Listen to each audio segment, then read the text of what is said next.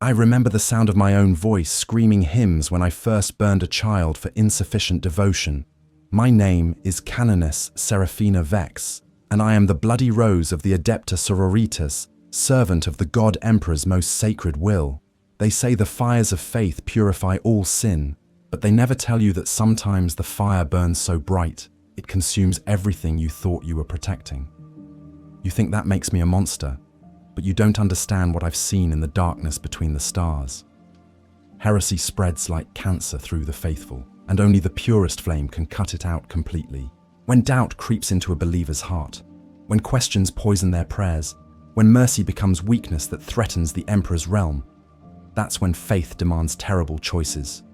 This is my testimony from the world of Sanctis Prime, where I learned that madness and devotion are separated by the thinnest line, and crossing it might be the most faithful thing you can do. Chapter 1. The Perfect Servant.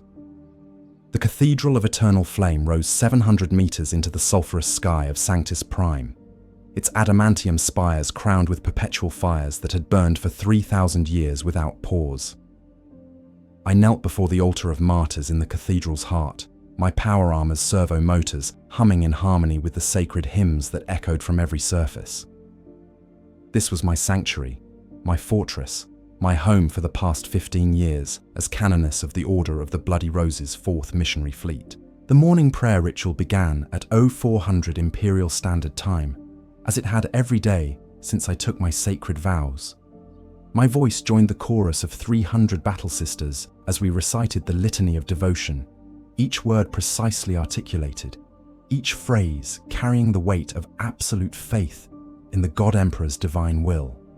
Blessed is the mind too small for doubt, we chanted in unison, our voices rising toward the cathedral's vaulted ceiling, where murals depicted the Emperor's greatest victories against the forces of chaos.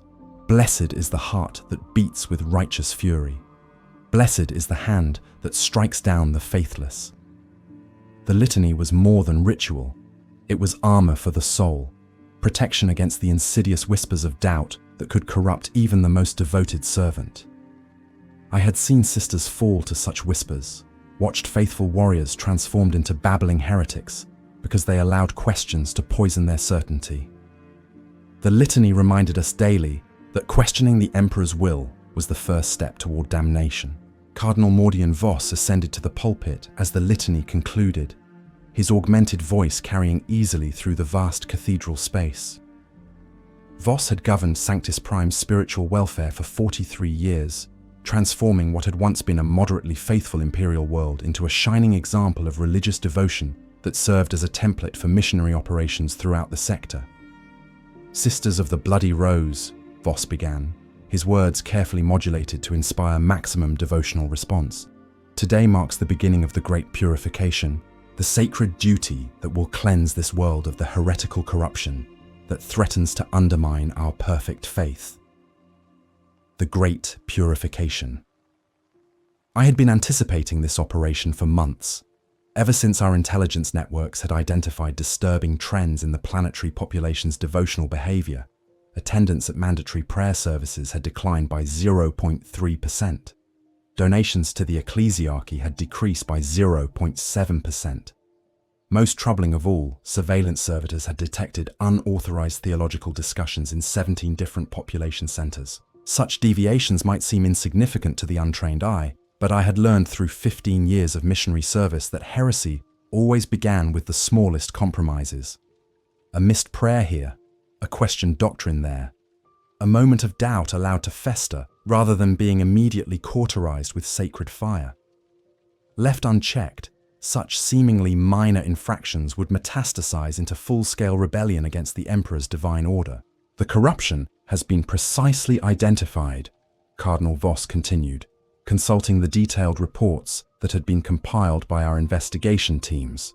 47 individuals across 12 population centers have been documented engaging in theological speculation that deviates from approved imperial doctrine. Additionally, surveillance has detected the circulation of unauthorized religious texts that promote dangerous interpretations of the Emperor's teachings. Unauthorized religious texts. The phrase sent righteous anger coursing through my enhanced nervous system. Nothing was more dangerous to the faithful than false knowledge disguised as wisdom. Heretical interpretations that could seduce the unwary into questioning the perfect truth of established doctrine.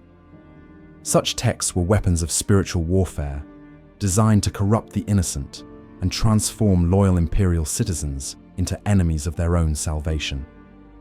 The Ordo Hereticus has confirmed the presence of a coordinated heretical movement, Voss announced, his words carrying the weight of absolute authority.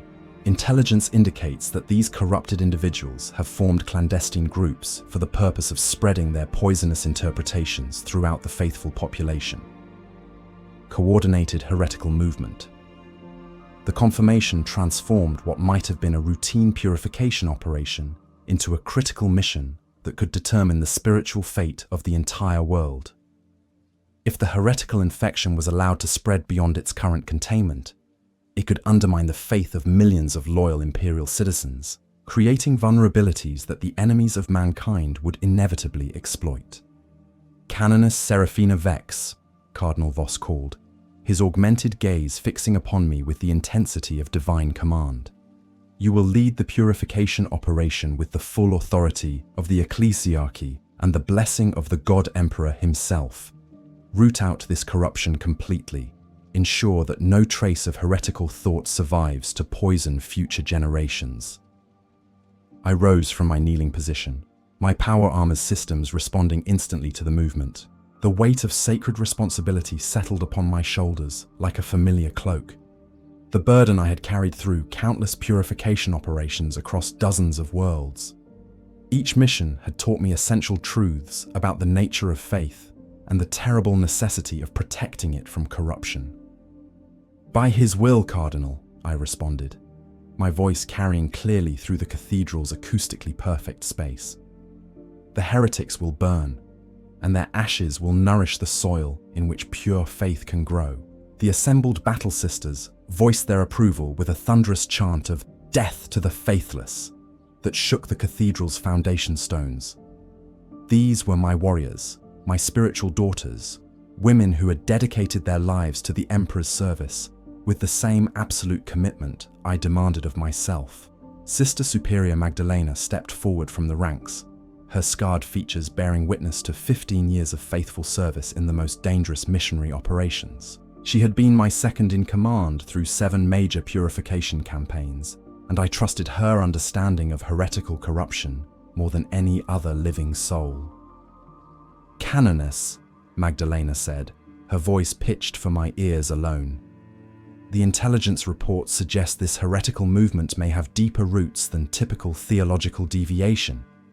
Some of the intercepted materials reference concepts that approach forbidden knowledge. Forbidden knowledge. The phrase carried implications that went beyond mere heretical interpretation of approved doctrine. If the corruption involved actual exposure to chaos-tainted information, the purification operation would require far more aggressive measures than standard theological correction protocols. Details, Sister Superior, I commanded, my enhanced hearing filtering out the background noise of the cathedral's ongoing activities. References to the Emperor's mortality, speculation about the nature of his divinity, questions about the historical accuracy of approved theological texts, Magdalena recited from memory, her tone reflecting the horror that any faithful servant felt when exposed to such blasphemy. Additionally, there are indications that some individuals have been attempting to develop personal relationships with the Emperor through unsanctioned prayer practices. Personal relationships with the Emperor through unsanctioned prayer practices. The heretical audacity was breathtaking in its presumption. The idea that individual imperial citizens could develop their own theological understanding rather than accepting the perfect interpretations provided by the ecclesiarchy represented the most dangerous form of spiritual pride. Immediate action is required, I decided, my tactical analysis confirming the severity of the threat. Assemble Strike Team Alpha for reconnaissance operations. I want detailed intelligence on every individual involved in this corruption, their associations, their activities, their potential influence on the broader population. By your command, Canoness, Magdalena acknowledged, her scarred features showing the grim satisfaction that came with receiving clear orders for righteous action. As my sisters dispersed to begin preparation for the purification operation, I remained in the cathedral for private meditation before the altar of martyrs. The carved figures of saints and blessed warriors seemed to watch me with expressions of expectant approval, reminding me that my actions would either honor their sacrifice or betray the faith they had died to protect. The Emperor's golden light streamed through the cathedral's stained glass windows, casting patterns of sacred fire across the altar's surface. In those patterns, I saw confirmation of my divine mandate to root out corruption wherever it might hide, regardless of the cost in human suffering that such purification might require. Faith was not a gentle thing. True devotion demanded sacrifice, discipline, and the willingness to burn away everything that threatened the purity of belief. The heretics of Sanctis Prime would learn this truth, one way or another. I began my personal litany, the words that had sustained me through every purification operation. Grant me the strength to see clearly, the wisdom to act decisively, and the faith to do what must be done, regardless of the cost to my mortal heart. The sacred fire burning above the altar seemed to flicker in response, as if the Emperor himself was acknowledging my prayer. Tomorrow, the great purification would begin, and I would prove once again that faith without doubt was the strongest weapon in the Imperium's arsenal, even if that meant burning away everything I had once believed about mercy and compassion in service to a higher truth. Chapter 2. The First Crack. The purification operation began at dawn with the systematic arrest of 12 primary targets identified through 3 months of surveillance and intelligence gathering. Sister Superior Magdalena led Strike Team Alpha through the residential sectors of Sanctis Prime's capital city, their black power armor gleaming with sacred oils and purity seals as they executed perfectly coordinated simultaneous raids. I monitored the operation from the command center established in the cathedral's eastern tower, watching through pict feeds as my sisters carried out their sacred duty with the precision that 15 years of training had ingrained into their every movement. Each arrest was conducted according to established protocols: overwhelming force, immediate compliance, minimal damage to surrounding property and populations. Target 7 secured. Magdalena's voice crackled through the Vox channel as her team breached the residence of Matthias Corvin, a mid-level administratum clerk whose surveillance profile indicated involvement in unauthorized theological discussions. Resistance minimal, suspect in custody. Matthias Corvin. Age 43, 17 years of faithful service to the imperial bureaucracy, married with 2 children, no previous infractions in his service record. According to the intelligence reports, Corvin's descent into heretical thinking had begun 6 months earlier when he'd started asking questions about apparent contradictions in approved theological texts. The pict feed showed Corvin being dragged from his residence in sleeping clothes, his face displaying the confused terror of someone who genuinely couldn't understand why his loyal service was being rewarded with arrest.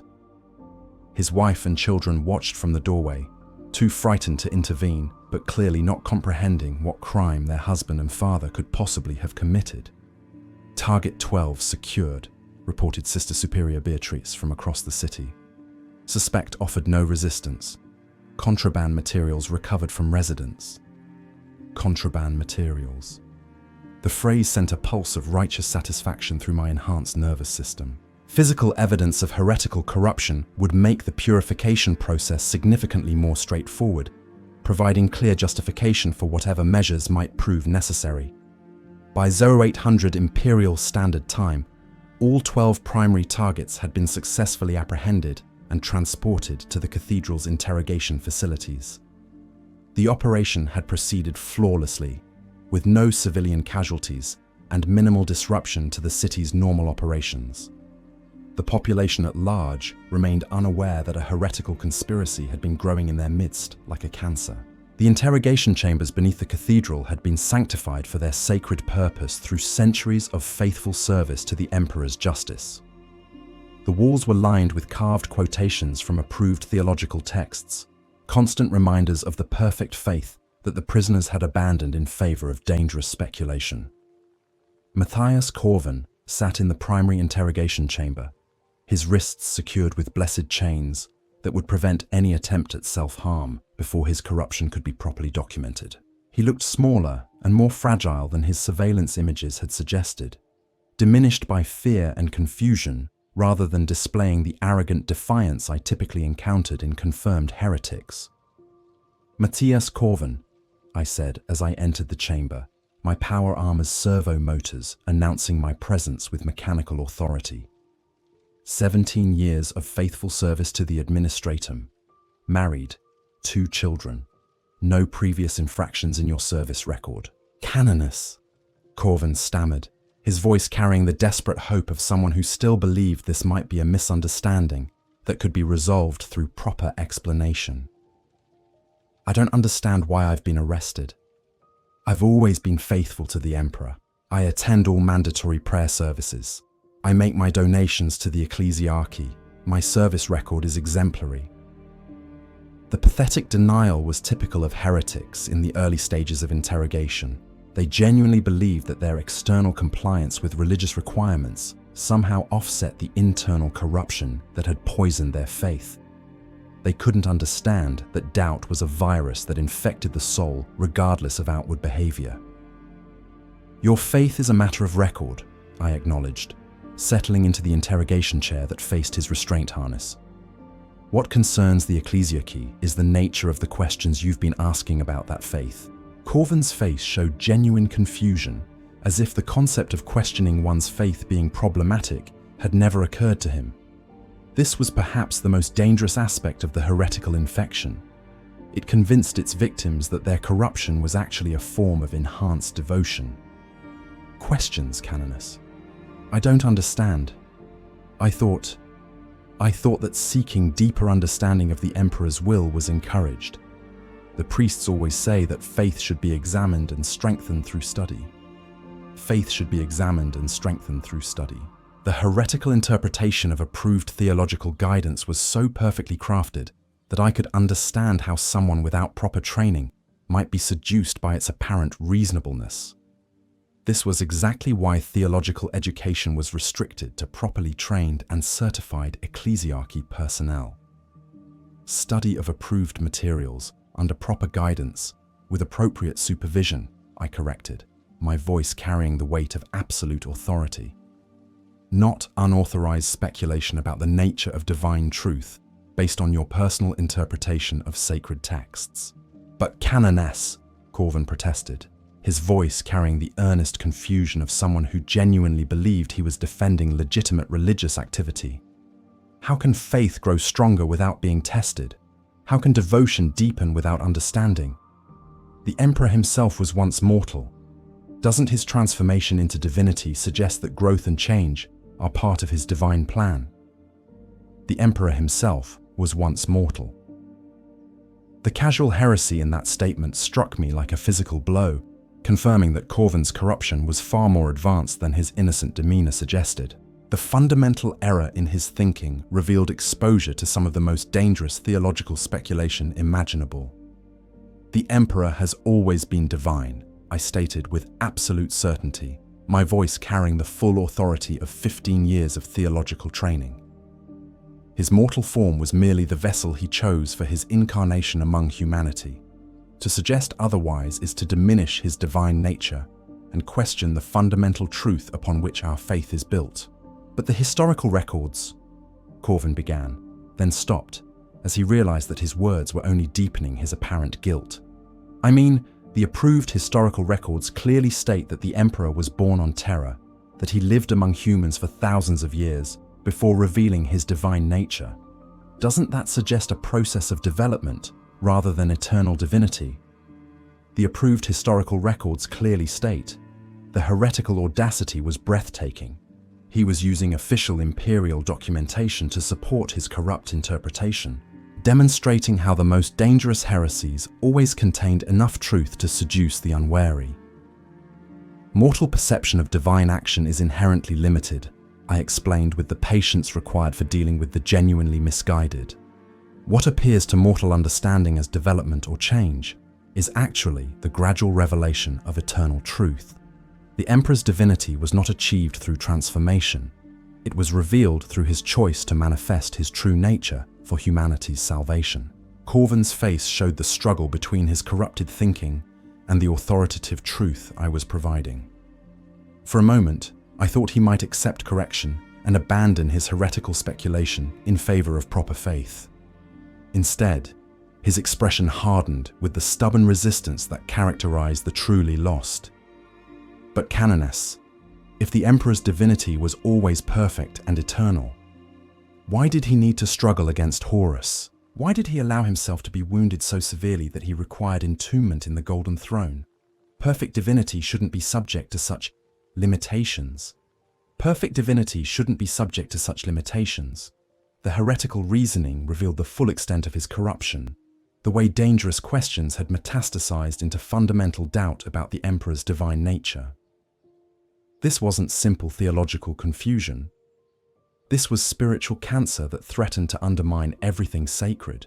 The Emperor's sacrifice on the Golden Throne is the ultimate expression of his divine love for humanity, I responded, my voice carrying the controlled fury that any faithful servant felt when confronted with such blasphemy.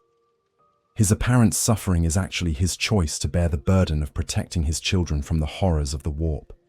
To interpret this as limitation rather than sacrifice is to completely misunderstand the nature of divine grace. I understand that, Canoness. Truly I do, Corvin said, his voice taking on the desperate tone of someone who realized his situation was becoming increasingly dangerous. But if the Emperor's sacrifice is ongoing, if he continues to suffer on the Golden Throne, doesn't that suggest that his divine plan requires adjustment based on changing circumstances? Doesn't that imply that even divine wisdom must adapt to unexpected developments? Divine wisdom must adapt to unexpected developments. The heretical concept struck at the very foundation of imperial theology, suggesting that the Emperor's plan was somehow imperfect or incomplete, rather than being the eternal expression of divine will. Such thinking was precisely how chaos corruption began its insidious work. The Emperor's plan is perfect and eternal, I stated with absolute finality, rising from my chair to loom over the bound heretic. What you interpret as adaptation is actually the unfolding of divine design that encompasses all possibilities across all time. Your inability to comprehend the perfection of his plan does not constitute evidence of its imperfection. Corvin stared up at me with the hollow expression of someone who finally understood that his questions had been branded as heretical, that his innocent curiosity had somehow transformed him from loyal imperial citizen into enemy of the faith. The realization was clearly devastating to someone who had genuinely believed himself to be a faithful servant. Canoness, he whispered, his voice breaking with despair. I never meant to question the Emperor's divinity. I only wanted to understand his will more clearly, to serve him more faithfully. How can seeking deeper understanding be wrong? How can seeking deeper understanding be wrong? The question contained the fundamental error that had destroyed countless souls throughout imperial history. The assumption that mortal understanding could somehow enhance divine truth, that individual speculation could improve upon the perfect revelations provided through proper theological channels. Understanding comes through faith, not through questioning, I explained, my voice carrying the mercy that came with providing final clarity to the lost. The Emperor's truth has been perfectly revealed through his chosen servants in the ecclesiarchy. Your duty is to accept that truth with humble gratitude, not to corrupt it with personal interpretation. As I left the interrogation chamber, I reflected on the disturbing sophistication of Corvin's heretical thinking.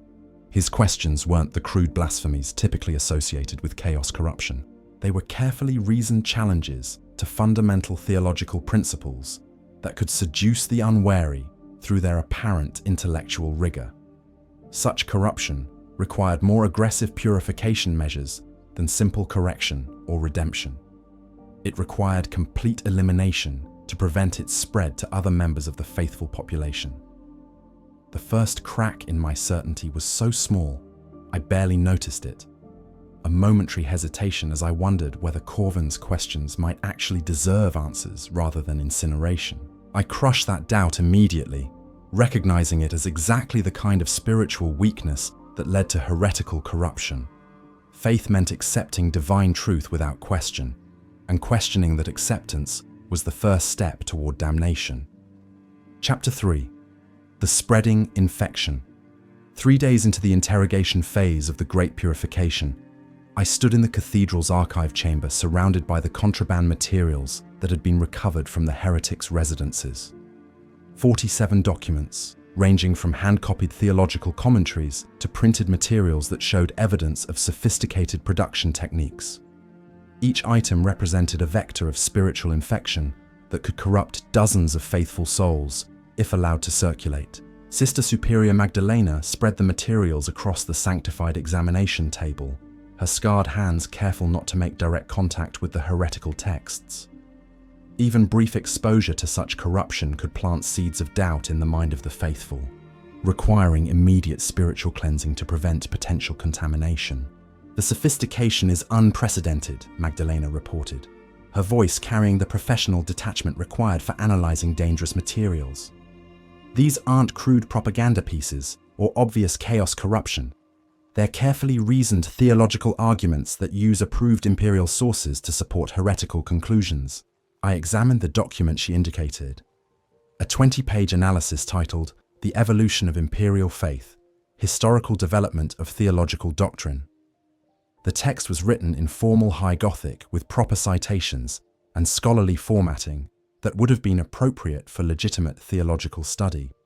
Only the content revealed its heretical nature. The document argued that imperial religious doctrine had undergone significant changes since the emperor's entombment on the Golden Throne, suggesting that current theological positions were historical developments rather than eternal divine revelations.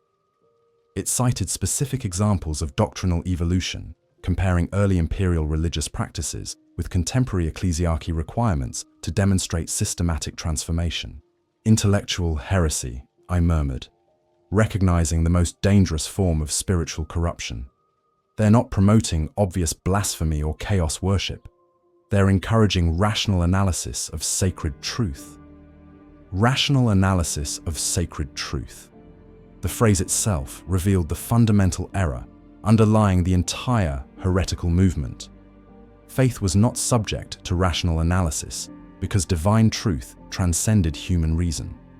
Attempts to apply logical scrutiny to sacred doctrine inevitably led to corruption, because mortal minds were incapable of comprehending divine perfection.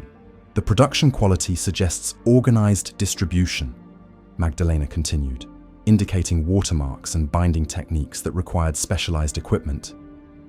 "These materials were manufactured in significant quantities for systematic circulation.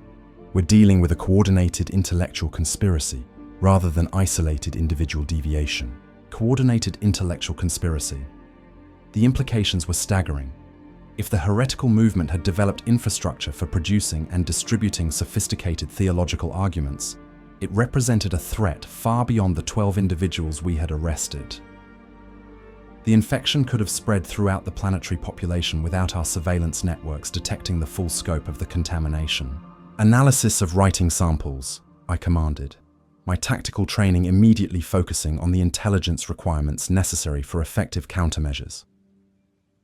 "I want to know how many different authors contributed to these materials, what level of theological education they possessed, and whether the content shows evidence of external influence." The analysis that followed revealed details that challenged my understanding of how heretical movements typically developed. Instead of showing the crude reasoning and obvious emotional manipulation characteristic of chaos corruption, these materials demonstrated genuine intellectual sophistication and careful theological scholarship. Dr. Helena Voss, the Ordo Hereticus specialist assigned to support our purification operation, provided the comprehensive assessment that confirmed my worst fears about the scope of the threat we were facing. "Minimum of 12 different primary authors," Dr. Voss reported, her augmented analytical systems having processed every linguistic marker in the recovered materials. Educational backgrounds consistent with advanced theological training, possibly including individuals with ecclesiarchy credentials. Content shows no evidence of external chaos influence, but significant exposure to restricted historical documents. individuals with ecclesiarchy credentials. The revelation struck me like a bolt of sacred lightning, suggesting that the heretical conspiracy included members of the very institution responsible for protecting imperial faith from corruption. If trained theologians were questioning fundamental doctrine, the infection had penetrated far deeper than any previous heretical movement I had encountered. Restricted historical documents, I repeated, my enhanced hearing detecting subtle variations in Dr. Voss's vocal patterns that suggested additional concerning information. Define the level of restriction. Archival materials that require cardinal-level authorization for access, Dr. Voss replied, her mechanical voice carrying no emotional inflection despite the seriousness of her revelation. Historical records from the period immediately following the Horus Heresy, including documented theological debates among the early ecclesiarchy leadership. Cardinal-level authorization. The heretics had somehow gained access to historical records that were classified at the highest levels of imperial religious hierarchy, materials that contained details about the development of current theological doctrine that could undermine faith in its divine origin. Security breach assessment, I demanded, my tactical analysis recognizing the implications for operational planning. How did unauthorized individuals gain access to cardinal-level restricted materials? Analysis ongoing, Dr. Voss acknowledged.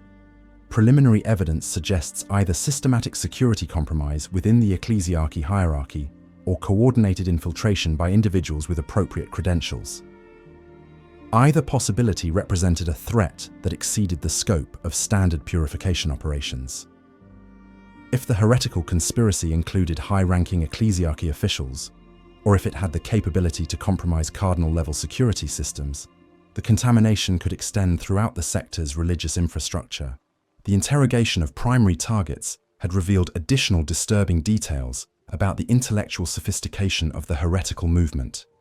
Rather than promoting obvious rebellion against imperial authority, the conspiracy was encouraging rational examination of religious doctrine that could lead faithful citizens to reach heretical conclusions through apparently logical reasoning. Target analysis summary. Sister Superior Beatrice reported during the daily briefing that tracked the progress of our interrogation operations. All 12 primary targets demonstrate genuine confusion about the heretical nature of their activities. They appear to believe that questioning theological doctrine represents enhanced devotion rather than spiritual corruption. Genuine confusion about the heretical nature of their activities. The psychological profile was consistent with intellectual seduction rather than obvious chaos corruption, suggesting that the conspiracy's victims were being gradually led away from true faith through seemingly reasonable arguments rather than dramatic spiritual assault. Specific content analysis, I commanded, my 15 years of experience recognizing the patterns that characterized different types of heretical infection. What theological positions are being promoted through these materials? Primary themes include questioning the divine nature of current ecclesiarchy hierarchy, examining historical development of imperial religious doctrine, and encouraging personal relationships with the emperor that bypass official religious channels, Beatrice recited from her comprehensive analysis. Personal relationships with the emperor that bypass official religious channels. The heretical concept was perhaps the most dangerous aspect of the entire conspiracy, suggesting that individual imperial citizens could somehow develop their own understanding of divine will without proper ecclesiarchy guidance and supervision. Theological assessment, I ordered, my training recognizing the need for expert analysis of the specific religious errors being promoted. I want detailed documentation of every heretical position represented in these materials. Cardinal Mordian Voss provided the theological expertise necessary for comprehensive analysis of the heretical content. His 43 years of religious service had equipped him with deep understanding of the subtle ways that spiritual corruption could disguise itself as enhanced devotion. The fundamental error underlying the entire conspiracy, Cardinal Voss explained during his presentation to the assembled purification team, is the assumption that divine truth can be enhanced through human understanding rather than diminished by it. The assumption that divine truth can be enhanced through human understanding. The theological error was so subtle that I could understand how individuals without proper training might be seduced by its apparent reasonableness. The idea that deeper study could lead to stronger faith was superficially attractive to minds that hadn't been properly educated about the dangers of intellectual pride.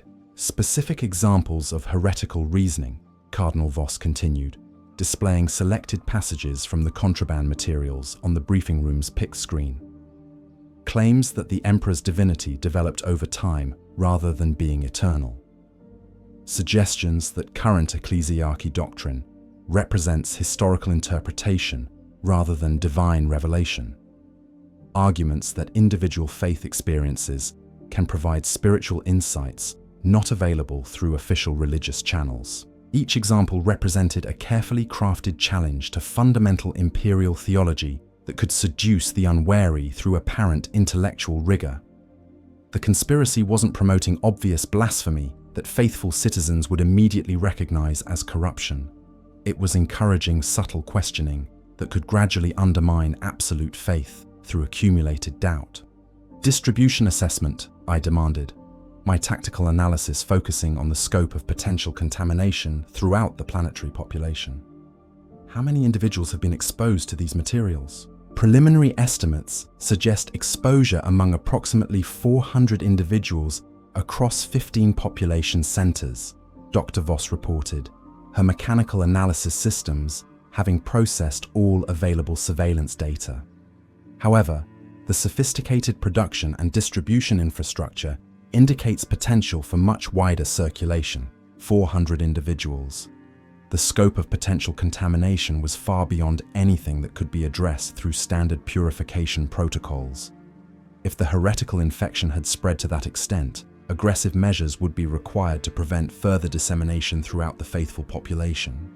Containment requirements, I announced, my strategic training immediately recognizing the operational implications. We need to identify every individual who has been exposed to this corruption, assess the extent of their spiritual damage, and implement appropriate purification measures. The containment operation that followed required the mobilization of every resource available to our missionary fleet. Additional strike teams were deployed to arrest secondary targets identified through surveillance and interrogation. Investigation teams conducted comprehensive searches of suspect residences and workplaces. Intelligence analysis expanded to cover the entire planetary communication network. Within 72 hours, the scope of the heretical conspiracy had expanded to include over 200 confirmed participants and an estimated 800 individuals who had been exposed to corrupted materials. The infection had spread far beyond our initial assessment, requiring escalation to the most aggressive purification protocols available. Recommendation for enhanced measures, I reported to Cardinal Voss during the emergency planning session that would determine our response to the expanding crisis. Standard individual purification is insufficient for contamination of this scope. We need systematic population screening to identify all affected individuals. Authorization granted, Cardinal Voss replied, his mechanical voice carrying the weight of absolute religious authority. Implement comprehensive purification protocols. The faithful must be protected from this corruption, regardless of the measures required. As I prepared the orders that would begin systematic screening of Sanctis Prime's entire population, I felt a strange satisfaction in the clarity of purpose that came with facing a genuine threat to imperial faith. The heretical conspiracy represented exactly the kind of spiritual enemy that justified the most aggressive measures available to the Adepta Sororitas. But somewhere in the depths of my enhanced consciousness, a small voice wondered whether questions about divine truth were really so dangerous that they required burning cities to silence them. I crushed that doubt immediately, recognizing it as evidence that the heretical infection was more contagious than I had initially assessed. Chapter 4. The Fires of Certainty. The first public burning took place in Sanctis Prime's central plaza at midday, when the twin suns cast their harshest light across the crowd of faithful citizens who had been summoned to witness the Emperor's justice. I stood on the elevated platform that had been constructed for the ceremony, my power armor gleaming with fresh applications of sacred oils and purity seals that marked this as a moment of supreme religious significance. Matthias Corvin knelt in chains at the center of the platform, his civilian clothes replaced with the rough sackcloth that marked him as a penitent heretic awaiting the emperor's judgment. Around him, 11 other primary targets from the conspiracy waited in similar restraints, their faces showing varying degrees of resignation, terror, and confused defiance. Citizens of Sanctis Prime. My amplified voice carried across the plaza to reach the 5,000 faithful who had gathered to witness this demonstration of religious justice. Today, you will see what becomes of those who allow doubt to poison their faith, who choose personal interpretation over divine truth, who place their limited understanding above the perfect wisdom of the God Emperor. The crowd responded with the ritualized chanting that accompanied all public purification ceremonies, their voices joining in the sacred words that had been spoken over countless heretics throughout imperial history. Blessed is the mind too small for doubt. Death to the faithless. Let the Emperor's fire cleanse all corruption. Matthias Corvin looked up at me with eyes that still held traces of the confusion that had characterized all his interrogations. Even faced with imminent execution, he seemed unable to comprehend how his innocent questions had transformed him from loyal imperial citizen into enemy of the faith deserving of public incineration. "Canoness," he said, his voice barely audible over the crowd's chanting. "I still don't understand what I did wrong. I was trying to serve the Emperor more faithfully, not less. How can seeking understanding be heretical? How can seeking understanding be heretical?" The question that had haunted our entire interrogation process, the fundamental error that had seduced not just Corvin but hundreds of other faithful citizens into spiritual corruption. It required a final answer that would serve as education for the assembled crowd. "Understanding comes through faith, never through questioning," I proclaimed, my voice carrying to every corner of the plaza. The Emperor's truth has been perfectly revealed through his chosen servants. When mortals attempt to add their own interpretation to divine revelation, they corrupt it with their limited perspective and prideful assumptions. The theological explanation was accurate but incomplete, failing to address the deeper question of why intellectual curiosity had to be suppressed rather than properly guided. For a moment, I found myself wondering whether there might be ways to channel such curiosity towards strengthening faith, rather than simply eliminating it through incineration. The doubt was brief but disturbing, revealing that exposure to heretical questioning had affected even my own spiritual certainty. I crushed the uncertainty immediately, recognizing it as evidence that aggressive purification measures were necessary to prevent further contamination. "Light the sacred fires," I commanded, my voice carrying the absolute authority of one who spoke with the Emperor's own will. The promethium igniters activated with a sound like thunder, sending columns of purifying flame rising around the 12 heretics who had chosen speculation over faith. Their screams lasted only moments before the sacred fire consumed their ability to voice their corruption, leaving only the clean crackle of flames performing their purifying work. The crowd's approval was thunderous. 5,000 voices raised in celebration of justice served and faith protected. But as I watched the flames consume what had once been imperial citizens, I felt a strange emptiness where satisfaction should have been, as if some essential part of the purification process was missing. "Phase 2, implementation," Sister Superior Magdalena announced as the flames completed their work and the ashes of the heretics were scattered according to ritual requirements. 237 secondary targets identified through expanded surveillance. Arrest operations commencing immediately. 237 secondary targets. The scope of the heretical infection continued to expand despite our aggressive countermeasures, suggesting that the conspiracy had developed distribution networks far more sophisticated than our initial assessment had indicated. The mass arrest operation that followed required the mobilization of our entire missionary fleet, with additional forces requisitioned from the sector reserve to manage the unprecedented scale of the purification requirement. Within 48 hours, detention facilities throughout Sanctis Prime were filled beyond capacity, with suspected heretics awaiting interrogation and judgment. Population screening protocols, I announced, during the emergency planning session that had become a daily requirement as the operation expanded beyond all previous parameters. We need to examine every citizen on this world for potential exposure to heretical materials.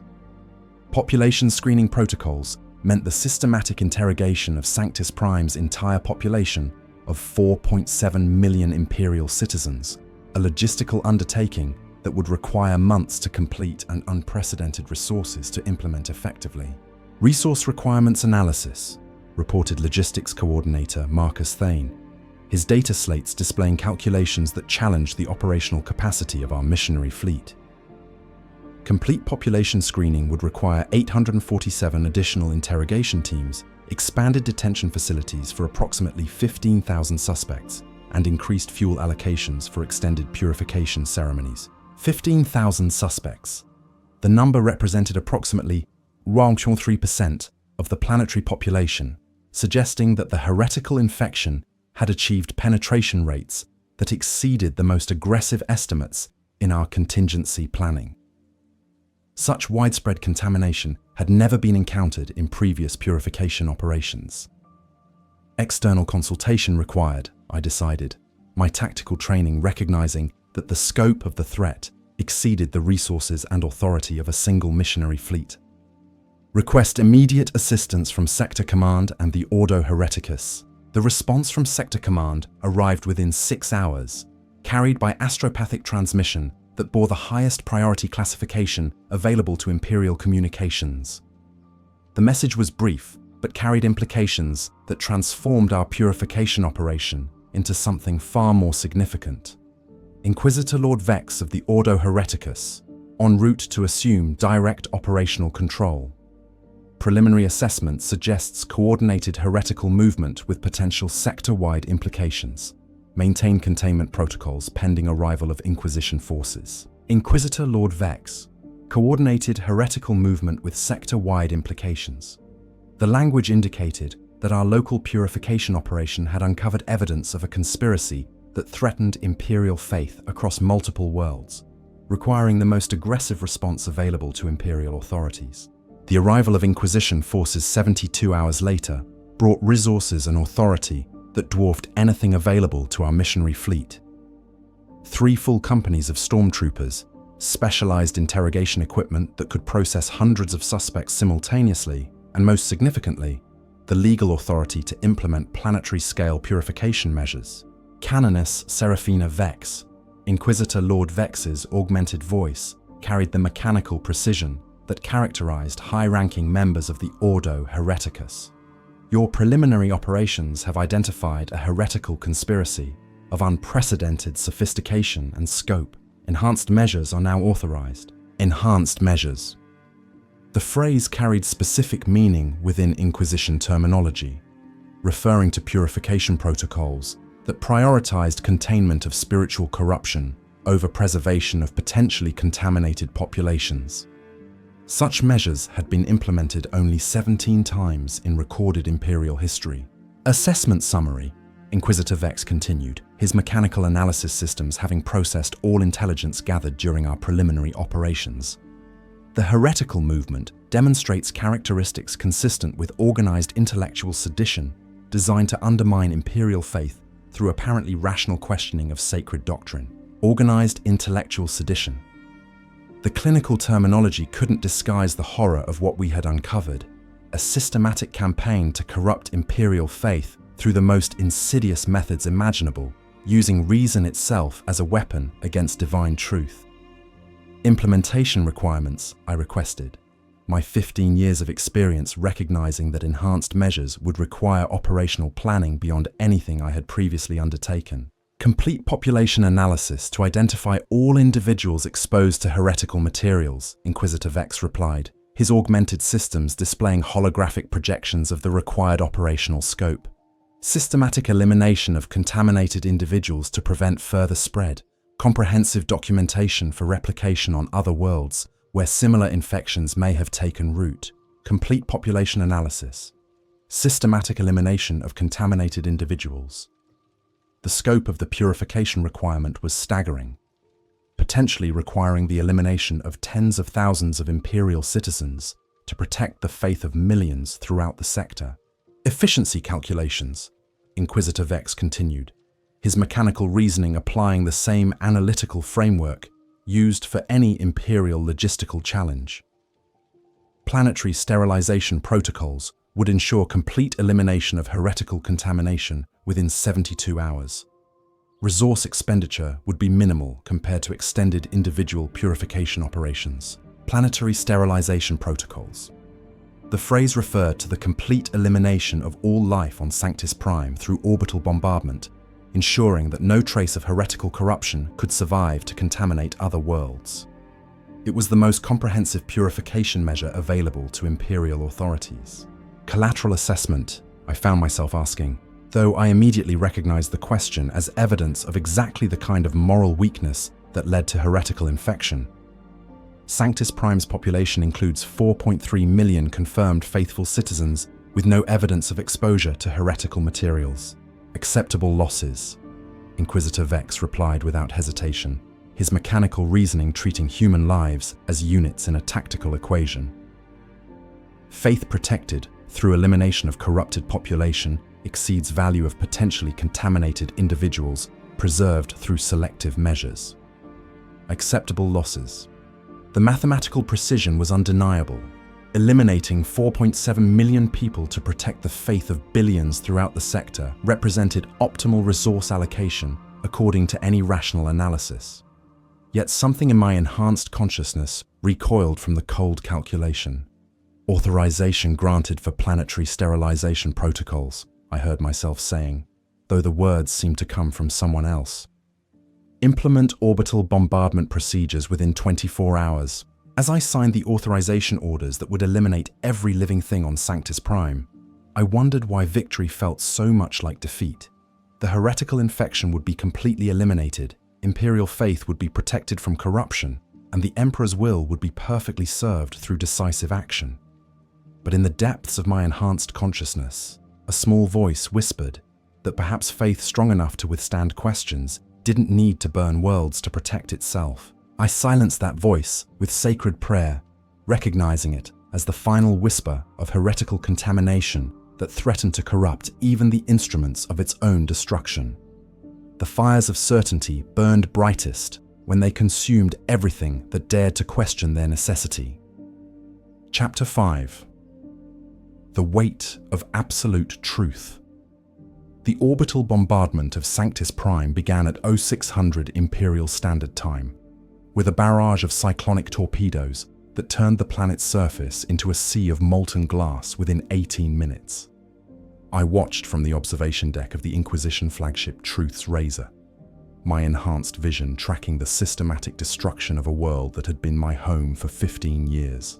Each explosion bloomed like a new star against the planet's surface, the sacred fire of purification cleansing not just heretical corruption, but every trace of life that might harbor even the potential for future spiritual infection. The cities where I had preached the Emperor's word, the cathedrals where thousands had gathered for prayer, the homes where faithful families had lived and served, all of it reduced to sterile ash in service to absolute certainty.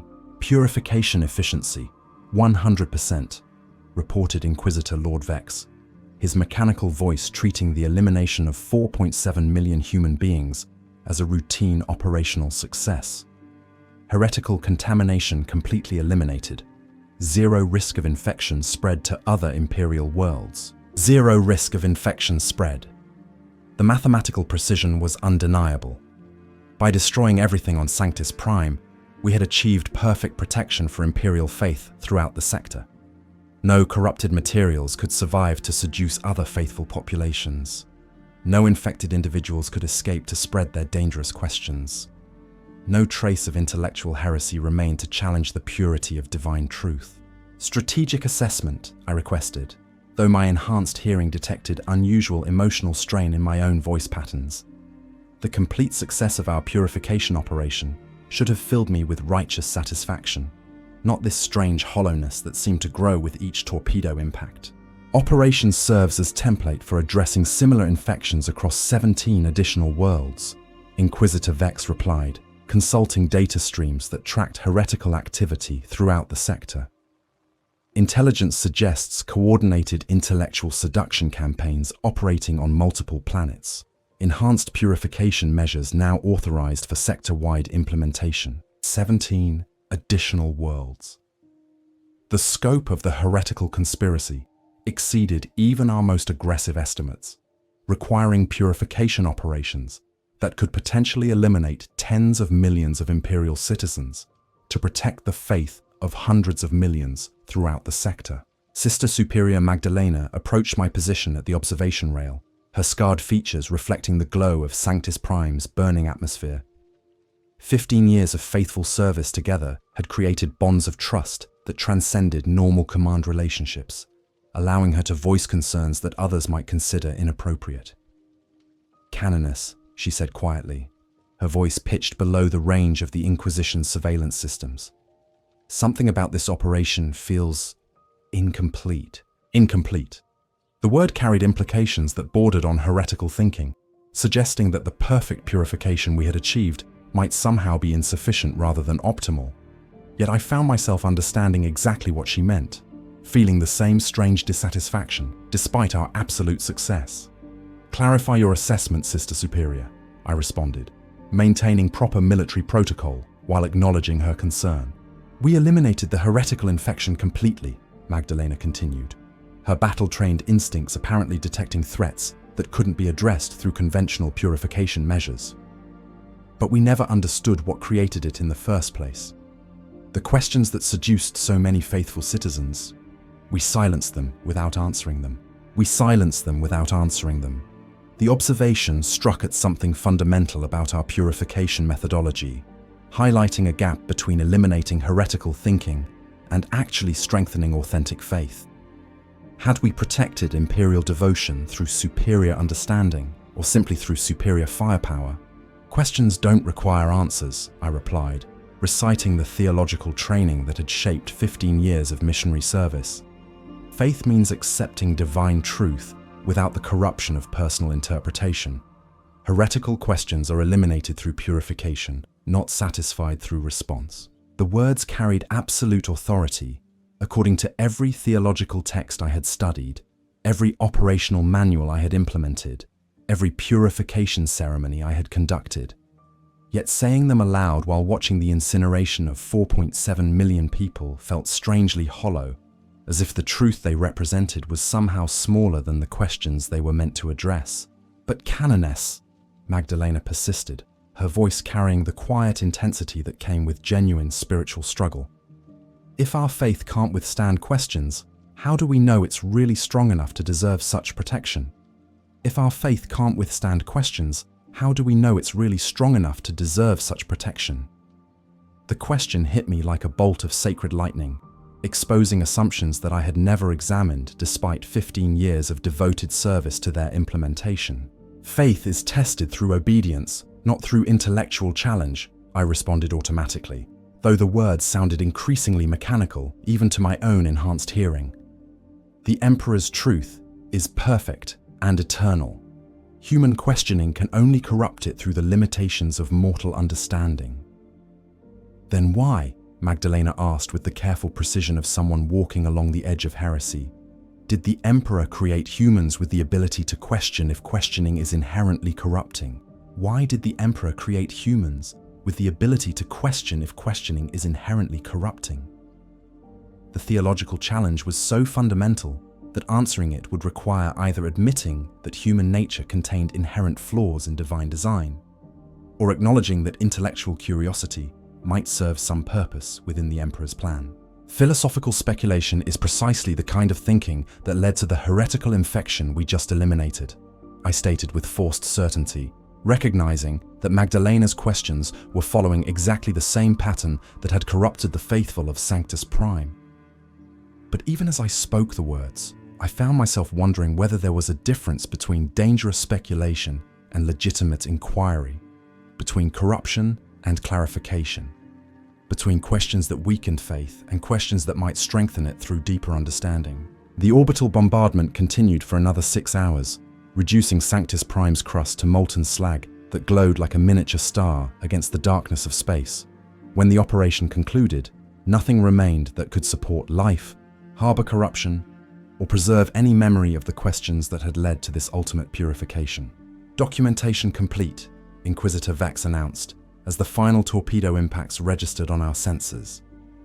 Operational template prepared for implementation across additional infected worlds.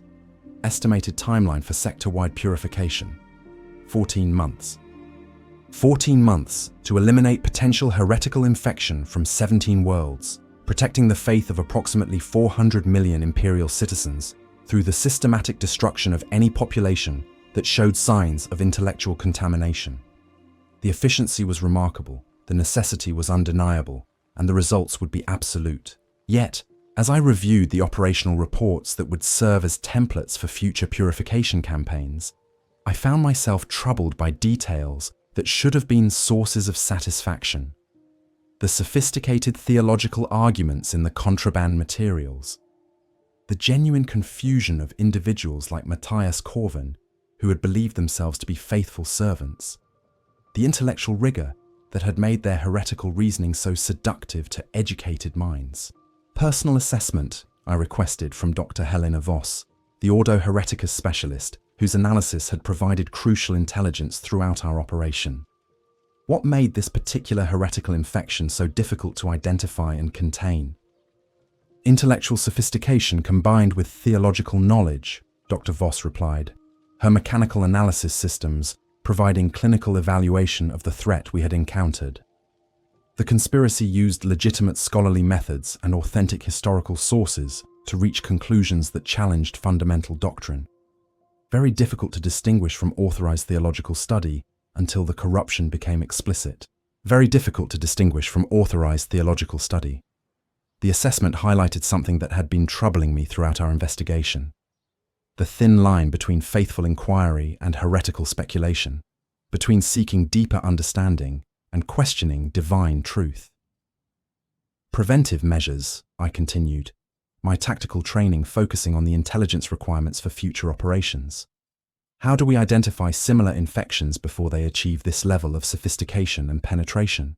Enhanced surveillance of all theological education, restriction of access to historical materials, elimination of unsupervised religious discussion. Dr. Voss recited the standard countermeasures for intellectual heresy. Additionally, regular purification of populations showing elevated education levels or intellectual curiosity. Regular purification of populations showing elevated education levels or intellectual curiosity. The preventive measures were logical extensions of our successful operation, but they implied a vision of imperial faith that could only be protected through the systematic elimination of human intelligence itself. Implementation requirements. Inquisitor Vex announced during the final planning session that would establish protocols for sector-wide purification. Educational restrictions, intellectual monitoring, preventive population reduction for high-risk demographics. Estimated reduction in heretical susceptibility, 97%. 97% reduction in heretical susceptibility achieved through measures that would transform imperial civilization into something fundamentally different from what it had been. A galaxy where questions were impossible because questioners were eliminated. A faith so pure that it could only exist in minds too simple to doubt. As our fleet departed the sterilized remains of Sanctis Prime to begin purification operations on the next infected world, I found myself staring at the tactical displays that showed our route through the sector. 17 worlds marked for cleansing. 400 million Imperial citizens whose faith would be protected through the elimination of anyone capable of threatening it with intelligence. Operational success, I recorded in my personal log, following the requirements for documenting major purification campaigns. Heretical infection eliminated, Imperial faith protected. Emperor's will served through decisive action. The words were accurate according to every standard I had been trained to apply, every metric I had been taught to value, every goal I had dedicated my life to achieving. We had saved Imperial faith from corruption through superior understanding of its requirements and superior application of necessary force. But in the privacy of my quarters that night, I found myself wondering whether faith that could only survive through the elimination of intelligence was really faith at all, or simply ignorance protected by overwhelming violence. The question terrified me, because it sounded exactly like the kind of thinking that had led to the heretical infection we had just eliminated. If I was beginning to doubt the necessity of our purification methods, did that mean I was becoming infected with the same spiritual corruption that had destroyed Sanctis Prime? I crushed the doubt with sacred prayer, reminding myself that questioning divine wisdom was the first step toward damnation, that faith meant accepting truth without understanding, that my duty was to serve rather than to comprehend. But the questions remained, growing stronger with each world we purified, each population we eliminated, each victory that felt increasingly like defeat. Chapter 6. The Mirror of Faith. 6 months after the sterilization of Sanctis Prime, I knelt in the private chapel of the Truth's Razor, staring at the golden aquila mounted above the altar while struggling with thoughts that would have branded me a heretic if they were discovered by the Inquisition's surveillance systems. 7 worlds had been purified since Sanctis Prime, their combined populations of 23 million Imperial citizens reduced to sterile ash in service to protecting Imperial faith from intellectual contamination.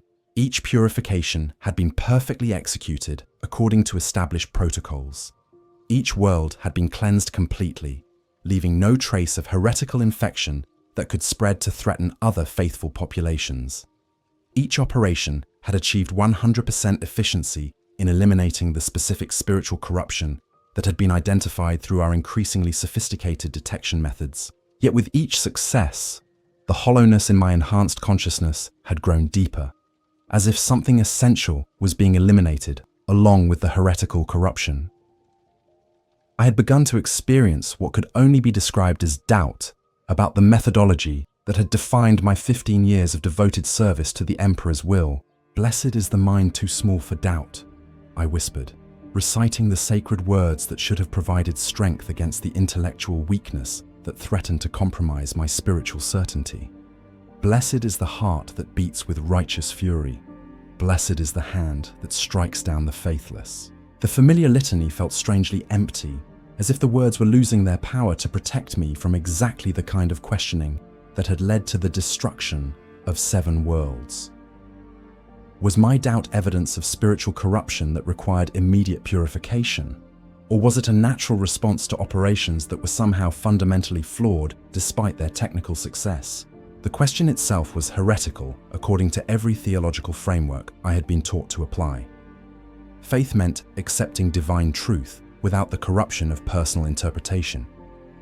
Questioning the methods approved by the ecclesiarchy and the Inquisition was precisely the kind of intellectual pride that had seduced the heretics of Sanctis Prime.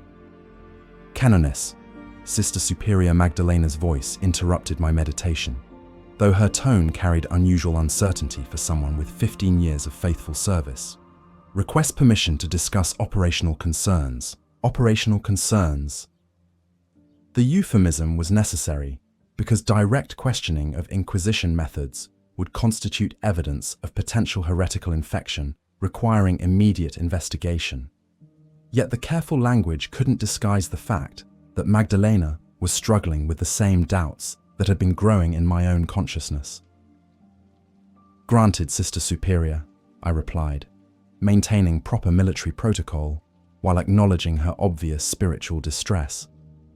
"State your concerns clearly." "The populations we've been purifying," Magdalena began carefully, her scarred features showing the strain of voicing thoughts that bordered on dangerous territory. "They don't match the profiles we were trained to identify as genuinely heretical. No chaos corruption, no rebellion against imperial authority, no obvious spiritual degradation.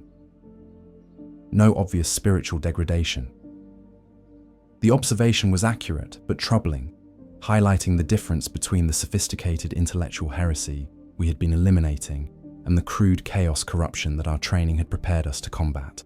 "Intellectual heresy is more dangerous than obvious corruption." I recited the doctrine that Inquisitor Vex had emphasized throughout our operations. "Crude blasphemy can be easily identified and eliminated. Sophisticated questioning corrupts through apparent reasonableness, seducing the faithful through their own desire for understanding." "But Canoness," Magdalena continued, her voice carrying the quiet desperation of someone who genuinely sought clarification rather than rebellion, If our faith is truly divine, shouldn't it be strong enough to withstand any questioning? Shouldn't truth become stronger when challenged rather than weaker? Shouldn't truth become stronger when challenged rather than weaker? The question struck at the fundamental assumptions underlying our entire purification methodology, suggesting that authentic divine truth might actually benefit from intellectual challenge rather than being threatened by it. Divine truth is perfect and eternal, I replied automatically, though the words sounded increasingly hollow even to my own enhanced hearing. Human questioning can only corrupt it through the limitations of mortal understanding. Our duty is to protect that truth from contamination, not to test it through exposure to corruption. The theological explanation was doctrinally correct, according to every text I had studied, every sermon I had heard, every operation I had conducted. Yet saying it aloud while reviewing reports of 23 million eliminated imperial citizens felt like defending a position that was somehow smaller than the challenges it was meant to address. Then why? Magdalena asked with the precision of someone who had been wrestling with fundamental questions for months. Do we feel so empty after each successful purification? Why does victory feel like loss when we're serving the Emperor's will so faithfully? Why does victory feel like loss when we're serving the Emperor's will so faithfully? The question exposed the spiritual crisis that I had been struggling to understand throughout our campaign. We were achieving perfect success according to every measurable standard, yet something essential seemed to be dying with each world we purified. Spiritual struggle is natural when confronting the magnitude of heretical corruption, I explained, applying the psychological frameworks that were standard for managing the emotional stress of purification operations. The emptiness you describe is actually spiritual fatigue from exposure to so much intellectual poison. It will pass with proper prayer and meditation. The explanation was clinically accurate, according to established doctrine, but it failed to address the deeper question of whether our spiritual fatigue might be evidence of something fundamentally wrong with our methods, rather than simply the cost of implementing them correctly. Canoness, Magdalena said quietly, her voice dropping to levels that might avoid detection by surveillance systems. What if we're eliminating something the Emperor actually wanted us to preserve? What if we're eliminating something the Emperor actually wanted us to preserve? The question was so heretical that I should have immediately reported Magdalena to the Inquisition for spiritual corruption requiring urgent intervention. Instead, I found myself considering whether it might be the most important question anyone had asked during our entire campaign. Clarify your meaning, Sister Superior, I said carefully, my enhanced hearing detecting the sound of approaching footsteps that would require us to transition to safer topics of conversation. The capacity for questioning, for seeking understanding, for wanting to know the Emperor's will more deeply, Magdalena explained quickly. What if intellectual curiosity isn't corruption, but a gift that helps us serve him more faithfully? The footsteps belonged to Dr. Helena Voss, whose mechanical presence announced itself through the distinctive sound patterns of her augmented locomotion systems. Our conversation would need to shift to operationally appropriate topics before her surveillance equipment could detect potentially heretical content. Operational update, Dr. Voss announced as she entered the chapel, her mechanical sensors automatically scanning the environment for any evidence of unauthorized theological discussion. Target analysis complete for the next 3 worlds designated for purification. Estimated contamination levels exceed previous operations. Estimated contamination levels exceed previous operations. The heretical infection was apparently spreading faster than our ability to eliminate it, requiring increasingly aggressive measures to prevent sector-wide spiritual collapse. Assessment details, I requested, focusing on the tactical requirements while struggling to suppress the growing doubt about whether our methods were actually solving the problem or simply eliminating the symptoms. World-designated Fidelis shows intellectual heresy penetration among approximately 12% of the population, Dr. Voss reported, her mechanical analysis providing clinical evaluation of spiritual corruption.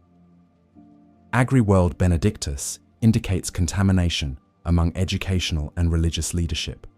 Forge World Mechanicus Tertius demonstrates heretical infection within tech priest populations, 12% of the population. Contamination among educational and religious leadership. heretical infection within tech priest populations. The scope and sophistication of the intellectual corruption exceeded anything we had encountered previously, suggesting that our purification methods might be failing to address the root causes of spiritual infection. Resource requirements, I asked, my tactical training automatically calculating the operational demands for eliminating such widespread contamination. Complete sterilization of all 3 worlds, Dr. Voss replied without hesitation, her mechanical reasoning treating the elimination of approximately 40 million Imperial citizens as a routine logistical challenge. Combined populations exceed 40 million, but purification efficiency remains optimal at 100% elimination rates. 100% elimination rates. The mathematical precision was undeniable, but it represented a vision of Imperial faith that could only survive through the systematic destruction of human intelligence itself. Were we protecting the Emperor's truth, or were we creating a galaxy where truth was impossible because thinking was forbidden? Authorization granted, I heard myself saying, though the words seemed to come from someone else. Implement immediate purification protocols for all 3 target worlds. As Dr. Voss departed to begin preparation for the largest purification operation in sector history, I found myself alone with Magdalena in the chapel, surrounded by sacred symbols that suddenly felt like accusations rather than sources of comfort. Canoness, Magdalena whispered, her voice carrying the desperation of someone who had reached the limits of spiritual endurance. When we eliminate everyone capable of questioning our faith, will anyone be left who actually understands what they're believing in? When we eliminate everyone capable of questioning our faith, will anyone be left who actually understands what they're believing in? The question cut to the heart of everything I had been struggling to comprehend throughout our campaign. Were we creating stronger faith or simply more ignorant compliance? Faith doesn't require understanding, I replied, reciting doctrine that was beginning to sound like rationalization for something I couldn't bring myself to examine directly. The Emperor's truth is perfect, regardless of human comprehension. Our duty is to preserve that truth, not to enhance it through contamination. The words were theologically correct, but spiritually hollow, failing to address the growing suspicion that we might be destroying exactly what we were meant to protect.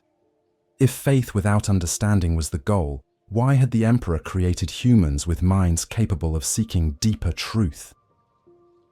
I need to pray, I announced, ending the conversation before it could venture into territory that would require reporting both of us to the Inquisition for spiritual investigation. Prepare for tomorrow's operational briefing. As Magdalena departed, I knelt again before the golden Acula and tried to find the certainty that had sustained me through 15 years of faithful service. Instead, I found only questions that grew stronger with each attempt to suppress them, doubts that multiplied with each victory that felt like defeat. Somewhere in the depths of my enhanced consciousness, I began to suspect that I was becoming exactly the kind of person we had been systematically eliminating throughout our purification campaign. The thought should have terrified me. Instead, it felt strangely like awakening from a dream I hadn't realized I was having. Chapter 7. The Heretic's Mirror. 8 months after beginning our sector-wide purification campaign, I stood before Inquisitor Lord Vex in his private interrogation chamber aboard the Truth's Razor, my power armor replaced with simple restraint clothing that marked me as a subject for spiritual investigation. The transformation from purifier to potential heretic had occurred with the swift efficiency that characterized all Inquisition operations. Canoness Seraphina Vex.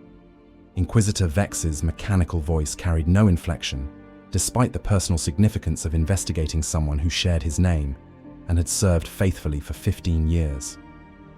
Surveillance records indicate exposure to intellectual heresy during recent operations. Standard protocols require assessment for potential spiritual corruption. Exposure to intellectual heresy during recent operations. The clinical language couldn't disguise the reality that my growing doubts about our purification methods had been detected by the same surveillance systems that had identified heretical thinking among the populations we had eliminated. I understand the necessity, Inquisitor, I replied, maintaining the composed dignity that 15 years of command had taught me to project even under the most difficult circumstances. I welcome the opportunity to demonstrate my continued faith in the Emperor's divine will. The interrogation chamber was identical to the facilities I had used for questioning suspected heretics on dozens of worlds. The same blessed chains, the same carved quotations from approved theological texts, the same acoustical design that amplified every word while providing perfect auditory clarity for analysis. Now I was experiencing it from the other side, understanding for the first time what my victims had felt when faced with questions designed to expose spiritual corruption. Initial assessment, Inquisitor Vex began, consulting data streams that contained comprehensive analysis of my behavior patterns throughout the campaign. Performance evaluations remain exemplary. Operational success rates exceed established standards. Tactical decision-making shows no evidence of compromise or hesitation. Performance evaluations remain exemplary. The assessment should have provided reassurance that my spiritual condition wasn't as compromised as I had begun to fear. Instead, it highlighted the disturbing possibility that someone could serve imperial interests perfectly while harboring the exact kinds of thoughts we'd been eliminating as heretical corruption. However, Inquisitor Vex continued, his mechanical analysis identifying patterns that human observation might have missed. Psychological profiles indicate increasing emotional detachment from purification operations. Physiological stress responses suggest internal conflict regarding operational methodology. Internal conflict regarding operational methodology. The surveillance technology was sophisticated enough to detect spiritual struggle that I had attempted to conceal even from myself, revealing doubts that had been growing despite my conscious efforts to maintain absolute faith. Clarification required, Inquisitor Vex stated, his interrogation protocols following the same systematic approach I had applied to countless suspected heretics. Describe your emotional response to recent purification operations. My emotional response to recent purification operations. The question forced me to confront feelings that I had been struggling to understand throughout the campaign. How could I explain the growing emptiness that accompanied each successful elimination of heretical thinking? How could I describe the sense that we were destroying something essential while claiming to protect it? Satisfaction at successfully serving the Emperor's will, I replied, providing the response that was expected while recognizing its fundamental inadequacy. Gratitude for the opportunity to protect imperial faith from corruption. Determination to continue serving faithfully regardless of personal cost. The answer was doctrinally correct but emotionally hollow, failing to address the deeper spiritual crisis that had been developing since our first interrogation of Matthias Corvin 8 months earlier.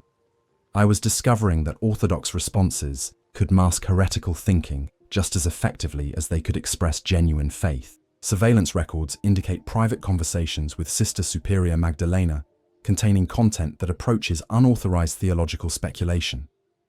Inquisitor Vex observed, his mechanical memory providing perfect recall of discussions I had hoped were conducted below detection thresholds. Unauthorized theological speculation. The phrase that had condemned thousands of faithful imperial citizens now applied to conversations I had participated in, questions I had entertained, doubts I had failed to suppress through proper spiritual discipline. Sister Superior Magdalena has been struggling with operational stress, I explained, attempting to provide protective context for discussions that might be interpreted as evidence of mutual corruption. Our conversations were intended to strengthen her faith through proper guidance, not to explore heretical alternatives. Audio analysis suggests that you were seeking clarification rather than providing guidance, Inquisitor Vex corrected, his surveillance technology revealing truths that I had been hiding even from myself. Specifically, you voiced uncertainty about the necessity of eliminating populations that showed no evidence of chaos, corruption, or rebellion against imperial authority.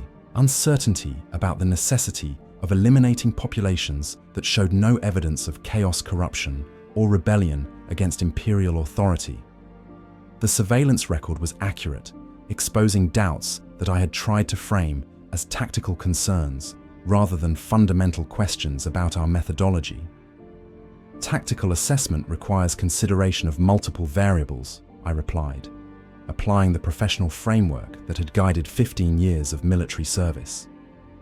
Ensuring operational efficiency includes evaluating whether our methods achieve optimal results for protecting imperial faith. Evaluating whether our methods achieve optimal results, Inquisitor Vex repeated, his mechanical voice emphasizing the heretical implications of my statement. This suggests that you consider imperial methodology to be subject to improvement through personal analysis rather than being perfect expressions of divine will. Imperial methodology subject to improvement through personal analysis. The theological error was precisely what we had been eliminating throughout our campaign, the assumption that human understanding could enhance rather than corrupt divine truth. Yet I found myself unable to retreat from the position despite recognizing its heretical implications. The Emperor's will is perfect and eternal, I stated, reciting doctrine that was beginning to feel like a protective incantation rather than genuine belief. But human implementation of that will might benefit from careful evaluation to ensure maximum faithfulness to his divine intentions. Human implementation might benefit from careful evaluation. The words carried me further into heretical territory, with each attempt to explain my position, revealing how completely I had internalized the intellectual patterns we had been systematically eliminating. Specific example, Inquisitor Vex demanded, his interrogation protocols designed to expose the full extent of suspected corruption. Describe a situation where you questioned established purification methodology. A situation where I questioned established purification methodology. The request required me to provide evidence of my own heretical thinking, to demonstrate the exact kind of intellectual corruption that had led to the elimination of 23 million imperial citizens across 7 worlds.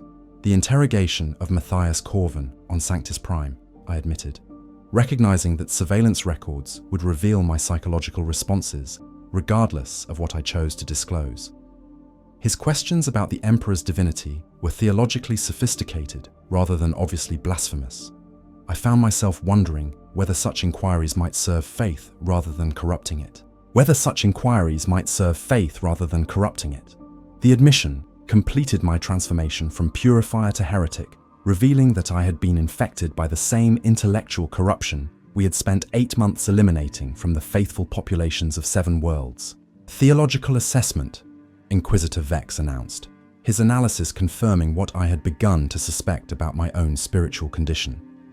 Subject demonstrates advanced stages of intellectual heresy consistent with exposure to sophisticated theological questioning. Corruption patterns match those identified in eliminated populations. Advanced stages of intellectual heresy. I had become exactly what we had been hunting, the kind of person whose thinking threatened imperial faith through apparently reasonable questioning of established truth. The irony was devastating. The instrument of purification had been corrupted by the very infection it was meant to eliminate. Treatment options, I requested, though I suspected I already knew what protocols were applied to cases of confirmed heretical infection among Imperial personnel. Standard purification measures, Inquisitor Vex replied without hesitation, his mechanical reasoning treating my spiritual corruption as a routine operational challenge. Immediate elimination to prevent spread of intellectual contamination to other faithful servants. Immediate elimination to prevent spread of intellectual contamination. The same methodology we had applied to thousands of suspected heretics would now be applied to me, ensuring that my dangerous questions couldn't seduce other faithful servants into similar spiritual corruption. Request for final statement, I said, following protocols that I had implemented countless times during my own purification operations. Last opportunity to serve the Emperor's will before receiving his judgment. Granted, Inquisitor Vex acknowledged, his mechanical systems recording my words for analysis and potential educational use in future training programs. 8 months ago, I believed that faith meant accepting truth without question, I began, recognizing that my statement would serve as either confession or final heresy, depending on one's theological perspective. I have learned that faith might actually mean being strong enough to question truth and discover that it remains true despite all challenges. Faith might mean being strong enough to question truth and discover that it remains true despite all challenges. The words crystallized everything I had been struggling to understand throughout our campaign, suggesting that authentic divine truth should grow stronger rather than weaker when subjected to intellectual scrutiny. If our faith requires the elimination of everyone capable of questioning it, I continued, voicing the conclusion that had been growing in my consciousness for months, then perhaps what we're protecting isn't actually faith at all, but fear disguised as certainty. Fear disguised as certainty. The final heresy that completed my spiritual corruption, revealing that I had come to question not just our methods, but the fundamental assumptions underlying imperial religious doctrine itself. Statement recorded, Inquisitor Vex announced, his mechanical systems having captured my confession for future analysis. Proceed to purification chamber for immediate elimination.